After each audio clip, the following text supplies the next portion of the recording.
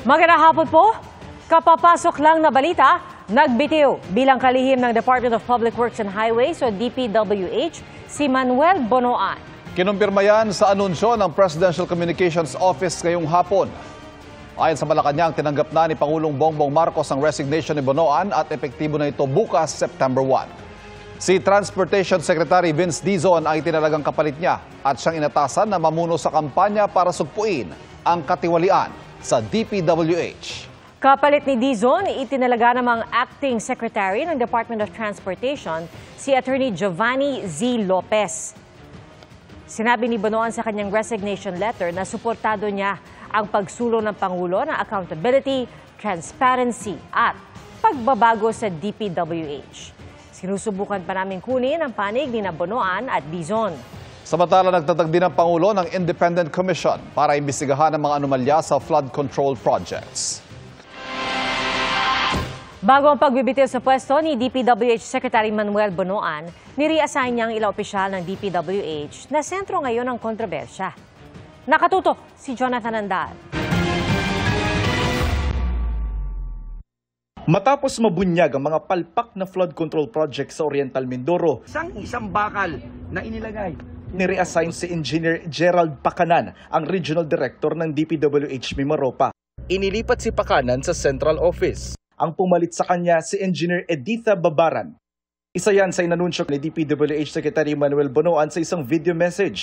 Pag-reassign po sa Regional Director ng Region 4B, pag-reassign sa Regional Office ng mga Assistant District Engineer at lahat ng mga Section Chiefs ng Batangas 1st District Engineering Office, pagpataw ng preventive suspension sa mga empleyado ng Bulacan 1st District Engineering Office, mula sa District Engineer, Assistant District Engineer, at lahat ng Section Chiefs. Gusto nating managot ng dapat managot, makulong ang dapat makulong. Bumuo rin ang DPWH ng Anti-Graft and Corrupt Practices Committee na layong imbestigahan ang mga posibleng katiwalian ng mga kawani ng ahensya.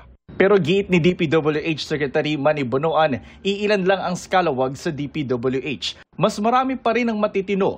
Kasabay nito, ibinunyag ni Senador Panfilo Lacson na 2 opisyal ng PCAB o Philippine Contractors Accreditation Board na taga-regulate ng mga kontraktor ang sila rin palang mga kontratista sa gobyerno. Tinukoy ni Lacson sina PCAB Board Member Engineer Ernie Bagaw at Engineer Arthur Escalante na may sariling mga construction company.